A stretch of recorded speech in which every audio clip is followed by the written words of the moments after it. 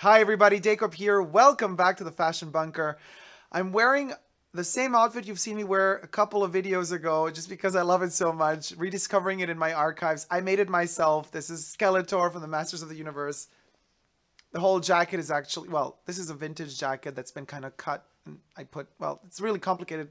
Maybe I'll show the structure in some other video. But anyway, let's get to it. This is the my favorite perfumes for the month of January of 2018. Let's get straight to it. If the morning is very, very cold, because it is winter, I like to kind of contrast that. So I either go for number 5 Low, and I don't even know if it's going to focus on it because we're very far from the camera right now. And I'm almost done with this bottle, so a new one is coming soon.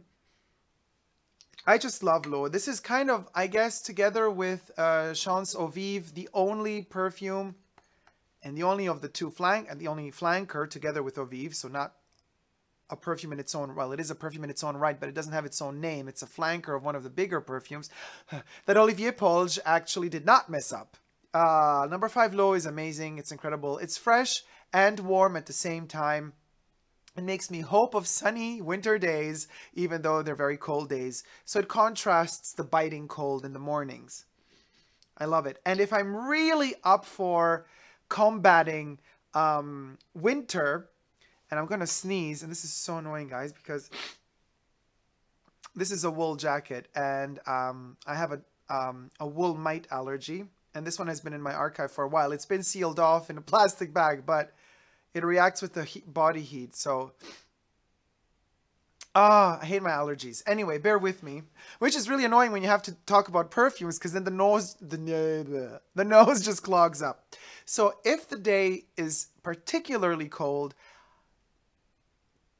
I'm very stubborn that way. I would bash my head against the wall against that winter and be like, no, it's not going to be cold. Inside my heart and inside my soul, it's going to be warm, God damn it. So I go for Jean Paul Gaultier's Classique, but it's the Betty Boop version. Love the bottle. This is also one of the last Jean Paul Gaultier perfumes made in France. Now that Puig, or whatever you want to call that, company, now that they bought Gaultier or took over Gaultier, if you turn over the bottles, the perfumes are made in Spain. This one is made in France. So this one is amazing. I mean, the sugar cane, the ginger, all the berries in here. It's super warm, but it manages to be summery fresh at the same time. So that's why kind of Low and Betty Boop Classique kind of work for me in winter in the mornings, because they really give me that kick and push of sunlight that is often missing in winter. Moving on into the day, if I'm feeling, I'm sorry guys, my nose is really a mess. I'm gonna have to blow my nose. If I'm feeling mysterious, Bounty. This is so elegant. We're like, not even tissue paper. I'm literally, oh well, whatever. We're doing it all live, guys. I'm so sorry. Bear with me. Now you've seen Dacob blow his nose. Well, we all blow. And I can't even talk when I have allergies coming. We all have to blow our noses sooner or later. So let's just keep it real here. When I'm feeling more mysterious, after having blown my nose, I go for Sandalo, sandalwood. This one is very heavy. Lorenzo Villoresi Sandalo. Let's see if you could see it. Hopefully, yes. I use it rarely and very sparingly. I've done a review of this one. You could check it out in the description box down below. I've also reviewed the other ones. This one is very, very, very dry, but the sandalwood in there is kind of warm. It's a heavy perfume. It's a cloying perfume, but not cloying in the sweet sense. There's nothing sweet about it. It's as dry gets. It's so dry, in fact, that if it were worn in summer, I think it would ignite from the heat of the sun. That's how it's like a dry wood that's so dry it could burn. Just looking at it, it burns, you know, in the heat. So this one, not so good for summer. You could. There are days. But winter, when you're feeling a little bit more like solemn, or, you know, just want to go into yourself, retreat within yourself, I wear this one. And I do wear it mostly indoors. But you could check out in the review. I do mention it in several videos when I talk about Sandalo. It's something that I wear with myself, for myself. It's a very meditative retreat type of scent. Not something to kind of wear too much in open spaces where there are other people around. Sometimes, yes, but only if I'm really in the mood to kind of push everyone away, because this one does not attract crowds. It's a crowd pusher, which sometimes, actually most of the times, I like, because I don't like to bump into people outdoors. If I'm feeling more friendly, on the other hand, and this is now my number 4 for the month of January 2018, Dior's Addict. Love Dior's Addict. Oh. And this is the reformulated version. It's one of the latest reformulated versions. This one is batch code 5W01. Purchased 2 years ago or 1.5 years ago. Half a bottle still in here. Oh my God. I've done the review of this one. Loving it. One of the best vanillas out there. And you know, Dior and vanilla go hand in hand. The night blooming, the queen of the night, or whatever it's called, the night blooming cactus. I forgot the name of it. It's in here, even though a lot of people say the reformulated version doesn't have it. I still smell it out. It's still amazing. It's so majestic, wonderful, beautiful. And the dark, dark blue bottle, kind of this night shade of blue, night blue we could call it, really tells you what the perfume is about. It's seductive, but it's something that in the deepest of winters, you can wear during the day or in the late afternoon, because it's a light, warm seduction in winter. It's a very much type of night seduction type of scent in warmer months, but in cooler months, it's more of a day fragrance for me. Love it. And when I'm feeling less vanilla-ish, but more clove-ish and more modern take on opium-ish, more like the 80s version of it, I go for COCO. Chanel's COCO Eau de Parfum in the monolith bottle. I love this refillable spray bottle, 60 ml. What can I say about COCO? I've done so many reviews on COCO. You could check those out on my channel as well. I've reviewed the pure perfume as well. It's a heavenly scent. It's perfect for all year round. But this is, yeah, okay, I do have another Chanel, the Low in the Morning. But it doesn't really have this huge longevity. This one does. This one lasts a long time. This one is wonderful for me to carry between, like from, and you know days are shorter in winter anyway. So let's say around 4 p.m. night is a coming. So this one is kind of from 4 to 7, 8, from 4 p.m. to 8 p.m. That's the kind of time that COCO is really suited for me personally. It's beautiful because it's an abstract oriental. And by abstract, well, actually, no, it's a very concrete. Oh, I'm all over the place. It's not abstract. It's actually concrete. And what I'm going to say, I'm going to explain why I'm saying it. Because it smells like, and Jacques Polge is a master at doing this. Jacques Polge creates wonderful geometric shapes within notes and structures of fragrances. So that means that if you could, when I envision the Orient and an Oriental scent, I envision something in a way overpowering, very warm, and it's something that spreads out. Like let's say you put a drop of oil, of colored oil on water, on the surface of water, it starts spreading out and it creates kind of a relatively organic way of spreading out, and it spreads and spreads and spreads and keeps spreading, and it creates this kind of like a cloud shape, you know, on top of the water.